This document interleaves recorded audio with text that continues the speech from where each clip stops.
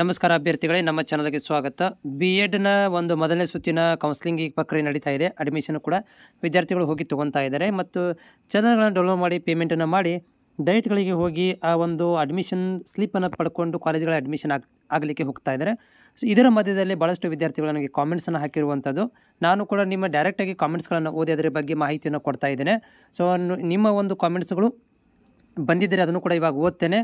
ಮತ್ತು ಯಾರು ವಿದ್ಯಾರ್ಥಿಗಳು ನಮ್ಮ ಚಾನಲ್ಗೆ ಹೊಸಬರಿದ್ದೀರಾ, ಸೊ ಚಾನಲ್ನ ಸಬ್ಸ್ಕ್ರೈಬ್ ಮಾಡಿಕೊಳ್ಳ್ರಿ ಮತ್ತು ನಿಮ್ಮಲ್ಲಿ ಏನೋ ಡೌಟ್ ಇದ್ದರೂ ಕೂಡ ನನ್ನ ಕಾಮೆಂಟ್ಸ್ ಮುಖಾಂತರ ತಿಳಿಸಿ. ನೋಡಿ ಅಭ್ಯರ್ಥಿಗಳೇ, ನಾಳೆಗೆ ಏನಪ್ಪ ಅಂತಂದರೆ ನಾಳೆಗೆ ನಿಮ್ಮ ಒಂದು ಅಡ್ಮಿಷನ್ಸ್ ಸ್ಲಿಪ್ ಏನಿದೆ ವಿತರಣೆ ಮಾಡುವಂಥದ್ದು ಕ್ಲೋಸ್ ಆಗುತ್ತೆ. ನಾಳೆಗೆ 10 ತಾರೀಕು, ನಾಳೆಗೆ ಕೊನೆ ದಿನಾಂಕ.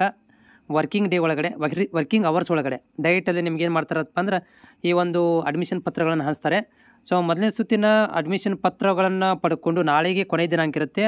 ಆಮೇಲೆ ನೀವು ಕಾಲೇಜಿಗೆ ಹೋಗಿ ಅಡ್ಮಿಷನ್ ಆಗಲಿಕ್ಕೆ ಅಂದರೆ ಪ್ರವೇಶ ಪತ್ರವನ್ನು ಪಡ್ಕೊಂಡು ಕಾಲೇಜ್ಗಳಲ್ಲಿ ದಾಖಲಾತಿ ಪಡಲಿಕ್ಕೆ ಇನ್ನೂ 3 ದಿನ ಕಾಲಾವಕಾಶ ಇದೆ. ನಾಳೆಯಿಂದ ಲೆಕ್ಕ ತೊಗೊಂಡ್ರೂ ಕೂಡ ನಿಮಗೆ 3 ದಿನ ಕಾಲಾವಕಾಶ ಸಿಗುತ್ತೆ. ಅಂದರೆ 13 ತಾರೀಕಿಗೆ ಕೊನೆ ದಿನಾಂಕ ಇದೆ. ಈ 13 ತಾರೀಕಿನ ನಂತರ ಏನಾಗುತ್ತೆ ಅಂತಂದರೆ ನಿಮ್ಗಳಿಗೆ ಏನಾಗ್ತದೆ, 2ನೇ ಸುತ್ತಿನ ಏನು ಪ್ರೊಸೆಸ್ ಇದೆ ಅದು ನಿಮ್ಗೆ ಗೊತ್ತಾಗುತ್ತೆ. ಉದಾಹರಣೆಗೆ 16ನೇ ತಾರೀಕಿಗೆ ನಿಮಗೆ ಪ್ರೊಸೀಜರ್ ಗೊತ್ತಾಗುತ್ತೆ. ಅಂದರೆ ಸೀಟ್ ಎಷ್ಟು ಉಳಿದಿದ್ದಾವೆ, ಏನು ಉಳಿದಿದೆ ಅನ್ನೋದ್ರ ಬಗ್ಗೆ ಮಾಹಿತಿಯನ್ನು ಕೊಡ್ತಾರೆ. ಇಲ್ಲೊಂದು ವಿದ್ಯಾರ್ಥಿ ನಮ್ಮ ಕಾಮೆಂಟ್ಸ್ ಹಾಕಿರುವಂಥದ್ದು, ಸೆಕೆಂಡ್ ವೆರಿಫಿಕೇಷನ್ ಸ್ಲಿಪ್ ಯಾವಾಗ ಬಿಡ್ತಾರೆ, ವೆರಿಫಿಕೇಷನ್ ಯಾವಾಗ ಬಿಡ್ತಾರೆ ಅಂತ ಕೇಳ್ತಾ ಇದ್ದಾರೆ. ಸೊ ಹೋದ ವರ್ಷ ಸೆಕೆಂಡ್ ವೆರಿಫಿಕೇಷನ್ ಅದು ವಿದ್ಯಾರ್ಥಿಗಳ ಮೇಲೆ ಹೋಗಿತ್ತು. ವಿದ್ಯಾರ್ಥಿಗಳು ಭಾಳಷ್ಟು ಪ್ರೆಷರ್ ಹಾಕಿ ಸಂಬಂಧ ವೆರಿಫಿಕೇಷನನ್ನು ಮಾಡ್ಬೋದು, ಮಾಡದೇನೂ ಇರ್ಬೋದು. ಬಟ್ ಇವಾಗ ಬಿಡೋದು ಡೌಟ್ ಇದೆ. ಯಾಕಂದರೆ ಅದು ನಿಮಗೆ ಇಲಾಖೆಯಿಂದನೇ ಸ್ಪಷ್ಟೀಕರಣ ಬರಬೇಕು. ಸರ್ ನಂದು ಕಾಲೇಜ್ ಸೆಲೆಕ್ಷನ್ ಆಗಿದೆ, ಆದರೆ ಅದರಲ್ಲಿ ನಂದು ಅಗ್ರಿ 89 ಆಗಿದೆ, ಬಟ್ ನಂದು 85.5 ಆಗಿದೆ. ಸರ್ ಈಗ ನಾನು ಏನು ಮಾಡಬೇಕು ನೋಡಿ. ನಿಮಗೆ ಇವಾಗ ಕಾಲೇಜ್ ಸೆಲೆಕ್ಷನ್ ಆಗಿದ್ದರೆ ಸುಮ್ಮನೆ ಹೋಗಿ ಅಡ್ಮಿಷನ್ ಮಾಡಿಸ್ಬಿಡಿ, ಯಾವ ರೀತಿಯಂಥ ತೊಂದರೆ ಆಗೋದಿಲ್ಲ ನಿಮಗೆ. ಬಟ್ ಏನೋ ಮಿಸ್ ಆಗಿರುತ್ತೆ ಆ ರೀತಿಯಾಗಿ, ಬಟ್ ತೊಂದರೆ ಇಲ್ಲ. ಓಕೆ, ಟೆಕ್ನಿಕಲ್ ಪ್ರಾಬ್ಲಮಿಂದ ಊರಿಗೆ ಲಕ್ ಬೈ ಚಾನ್ಸು ಆಗಿರುತ್ತೆ. ನಿಮಗೆ ಸೀಟ್ ಓಕೆ ಅನಿಸಿದರೆ, ಕಾಲೇಜ್ ಓಕೆ ಅನಿಸಿದರೆ ಹೋಗಿ ಅಡ್ಮಿಷನ್ ಮಾಡಿಸಿ. Bro, second round option entry ಮಾಡೋದು ಯಾವಾಗ ಬಿಡ್ತಾರೆ? ನಾವು ಸೈಟ್ನಲ್ಲಿ ಹೋಗಿ ನೋಡಿದರೆ ಸರ್ವರ್ ನಾಟ್ ಅಪ್ ಅನ್ನೋದು ಬರ್ತಾಯಿದೆ. ಇವಾಗ ಬರೋದಿಲ್ಲ, ಅದು ಇವಾಗ ಬರೋದಿಲ್ಲ. ನಿಮಗೆ 16ನೇ ತಾರೀಕಿಗೆ ಸೀಟ್ ಮ್ಯಾಟ್ರಿಕ್ಸನ್ನು ಬಿಟ್ಟ ಮೇಲೆ ಅವಾಗ ನಿಮಗೆ ಲಿಂಕನ್ನು ಬಿಡ್ತಾರೆ. ಅಲ್ಲಿ ತನಕ ನಿಮಗೆ 2ನೇ ಸುತ್ತಿನ ಕೌನ್ಸಿಲಿಂಗ್ ಸ್ಟಾರ್ಟ್ ಆಗೋದಿಲ್ಲ. ಫಸ್ಟ್ ರೌಂಡಲ್ಲಿ ಸಿಕ್ಕಿದಂಥ ಸೀಟನ್ನ ಹೇಗೆ ಕ್ಯಾನ್ಸಲ್ ಮಾಡಬೇಕು ಅಂತ ತಿಳಿಸಿ. ನೋಡಿ, ಈಗ ಫಸ್ಟ್ ರೌಂಡಲ್ಲಿ ಸೀಟ್ ಸಿಕ್ಕಿರೋದನ್ನು ನಿಮಗೆ ಕ್ಯಾನ್ಸಲ್ ಮಾಡುವಂಥ ಅವಶ್ಯಕತೆ ಇಲ್ಲ. ನೀವು ಜಸ್ಟ್ ನೆಕ್ಸ್ಟ್ ರೌಂಡ್ ಅಂತ ಸಬ್ಮಿಟ್ ಮಾಡಿಬಿಟ್ರೆ ಸಾಕು, ಆಟೋಮೆಟಿಕಲಿ ಅದು ಕ್ಯಾನ್ಸಲ್ ಆಗಿಬಿಡುತ್ತೆ. ನೀವು ಸ್ಲೀಪ್ನ ಫೀಸನ್ನು ಪೇ ಮಾಡಬಾರ್ದು. ಒಂದೇ ಪಾಯಿಂಟ್ ಏನಂತಂದರೆ, ನೀವು ಅಡ್ಮಿಷನ್ಗೆ ಫೀಸ್ ಏನಿದೆಯಲ್ಲ, ಅದು ಅಡ್ಮಿಷನ್ ಆಗಲಿಕ್ಕೆ ನಿಮಗೆ ಚಲನ್ ಏನಿದೆಯಲ್ಲ, ಆ ಚಲನ್ ಡೌನ್ಲೋಡ್ ಮಾಡಿಕೊಂಡು ಪೇಮೆಂಟನ್ನು ಮಾಡೋಕ್ಕೆ ಹೋಗಬೇಡಿ.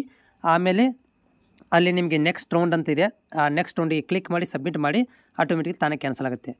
ಬ್ರೋ, ನಾನು ಅಡ್ಮಿಷನ್ ಫಾರ್ಮ್ ತೆಗೆದುಕೊಂಡು ಬಂದುಬಿಟ್ಟು ನನಗೆ ಕಾಲೇಜಲ್ಲಿ ಅಡ್ಮಿಷನ್ ಅಮೌಂಟ್ ಜಾಸ್ತಿ ಬ್ರೋ, ನಾನು ಆಪ್ಷನ್ ಎಂಟ್ರಿ ಮಾಡ್ಬೋದಾ ಬ್ರೋ? ಓಕೆ, ಇವ್ರ ಪ್ರಾಬ್ಲಮ್ ಏನಂದರೆ ಈಗಾಗಲೇ ಇವರು ಅಡ್ಮಿಷನ್ ಫಾರ್ಮ್ ತೊಗೊಂಬಂದುಬಿಟ್ಟಿದ್ದಾರೆ. ಸೊ ಇವಾಗ ಅದನ್ನು ಕ್ಯಾನ್ಸಲ್ ಮಾಡೋಕ್ಕೆ ಬರ್ತೈತೆ ಅಂತ ಕೇಳ್ತಾ ಇದ್ದಾರೆ. ಬಟ್ ಬರುತ್ತಿಲ್ಲ ಅಂತಿಲ್ಲ, ಸೀಟನ್ನು ಕ್ಯಾನ್ಸಲ್ ಮಾಡ್ಬೋದು. ಆದರೆ ನೆಕ್ಸ್ಟ್ ರೌಂಡಲ್ಲಿ ಕೊಡ್ತಾರೆ ಬಿಡ್ತಾರೆ ಅನ್ನೋದು ನೀವು ಡೈಟಲ್ಲಿ ಹೋಗಿ ಕೇಳ್ಕೋಬೇಕು. ಅದ್ರ ಜೊತೆಗೆ ನೀವು ಸೀಟ್ ಕ್ಯಾನ್ಸಲ್ ಮಾಡಬೇಕಂದ್ರೆ ಸೊ 10%, 15%, 20% ಫೀಸನ್ನು ಕಟ್ ಮಾಡ್ಕೊತಾರೆ. ಕಟ್ ಮಾಡಿಕೊಂಡು ಅದು ಡೈಟಲ್ಲಿಗೆ ನೀವು ಹೋಗಬೇಕಾಗತ್ತೆ. ಡೈಟಲ್ಲಿ ಹೋಗಿ ನಿಮಗೆ ಇದರ ಬಗ್ಗೆ ಮಾಹಿತಿ ಪಡ್ಕೋಬೇಕಾಗತ್ತೆ. ಆದರೆ ನೆಕ್ಸ್ಟ್ ರೌಂಡಲ್ಲಿ ಕೊಡ್ತಾರೆ ಬಿಡ್ತಾರೆ ಅನ್ನೋದನ್ನು ನೀವು ಡೈಟಲ್ಲೇ ಮಾಹಿತಿ ಪಡ್ಕೋರಿ. ಎಕ್ಸ್ಟರ್ನಲ್ ಕಾಲೇಜ್ ಹೇಳಿ ಬ್ರೋ. ಆಲ್ಮೋಸ್ಟ್ ಪ್ರೈವೇಟ್ ಕಾಲೇಜುಗಳು ಎಕ್ಸ್ಟರ್ನಲ್ ಟೈಪೇ ಇದ್ದಾವೆ, ಬಟ್ ಅಲ್ಲಿ ನೀವು ಹೋಗಿ ಹೊಂದಾಣಿಕೆ ಮಾಡ್ಕೋಬೇಕಷ್ಟೇ. ಸೊ ಇವಾಗ ನಂದು 83.51 ಆದರೆ 82.99, 82.55 ಜನರಲ್ ಮೆರಿಟಲ್ಲಿ ಸೀಟ್ ಕೊಟ್ಟಿದ್ದಾರೆ. ಆದರೆ ನನಗೆ 2ನೇ ಆಪ್ಷನ್ ಕೊಟ್ಟಿರೋ ಕಾಲೇಜಿಗೆ ಹಾಕಿದ್ದಾರೆ. ನೋಡಿ, ಅದು ಇಲ್ಲಿ ಹೆಂಗೆ ಸೆಲೆಕ್ಷನ್ ಮಾಡ್ತಾರೆ ಅಂತಂದರೆ ಕಾಸ್ಟ್ ಮತ್ತು ಪರ್ಸೆಂಟೇಜ್ ಬೇಸ್ ಮೇಲೆ ಮಾಡ್ತಾರೆ. ಅವ್ರ ಕಾಸ್ಟು ನಿಮ್ಮ ಕಾಸ್ಟು ಒಂದೇ ಆಗಿದ್ದರೆ ನೀವು ಅಬ್ಜೆಕ್ಷನ್ ಮಾಡ್ಬೋದು.